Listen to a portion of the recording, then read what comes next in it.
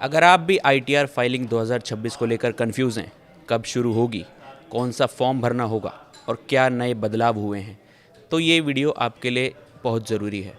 नमस्कार, मैं हूँ यश गर्ग। आप देख रहे हैं न्यूज़ 18 का डिजिटल प्लेटफॉर्म। आज हम आपको असेसमेंट ईयर 2026-27 की पूरी जानकारी आसान भाषा में समझाने वाले हैं। हर साल की तरह इस बार भी इनकम टैक्स डिपार्टमेंट ने आईटीआर फॉर्म नोटिफाई कर दिए हैं और उम्मीद की जा रही है कि अप्रैल 2026 में ही आईटीआर फाइलिंग शुरू हो जाएगी। अगर आप सैलरीड कर्मचारी हैं तो आपको आईटीआर भरने से पहले फॉर्म 16 का इंतज़ार करना होगा, जो आमतौर पर जून तक जारी होता है। इस साल आईटीआर फाइल करने की आखिरी तारीख 31 जुलाई 2026 रखी गई है, इसलिए कोशिश करें कि आप समय पर अपनी रिटर्न फाइल कर दें। साथ ही एक ज़रूरी बात याद रखें कि आईटीआर फाइल करने के बाद उसका वेरिफिकेशन करना बहुत ज़रूरी है, नहीं तो आपकी रिटर्न वैलिड नहीं मानी जाएगी। अब बात करते हैं इस साल के बड़े बदलाव की। 1 अप्रैल 2026 से नया इनकम टैक्स एक्ट 2025 लागू हो चुका है, लेकिन जो रिटर्न आप इस साल फाइल करेंगे वो अभी भी पुराने 1961 के नियमों के अनुसार ही होगी। इसका मतलब है कि इस बार भी आपको प्रीवियस ईयर और असेसमेंट ईयर जैसे पुराने टर्म्स ही देखने को मिलेंगे।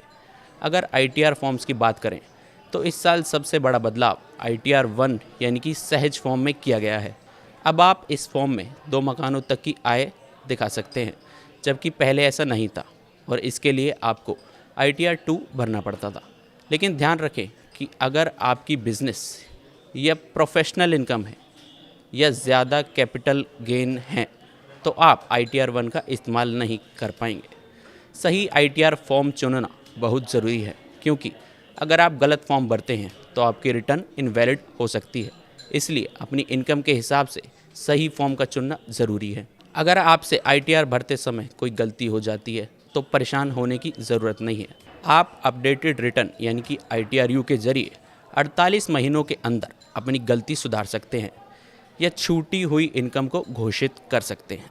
हालांकि देर से रिटर्न फाइल करने पर आपको अतिरिक्त टैक्स और पेनल्टी देनी पड़ सकती है। तो दोस्तों, उम्मीद है कि आपको आईटीआर फाइलिंग 2026 से जुड़ी सभी ज़रूरी जानकारी मिल गई होगी।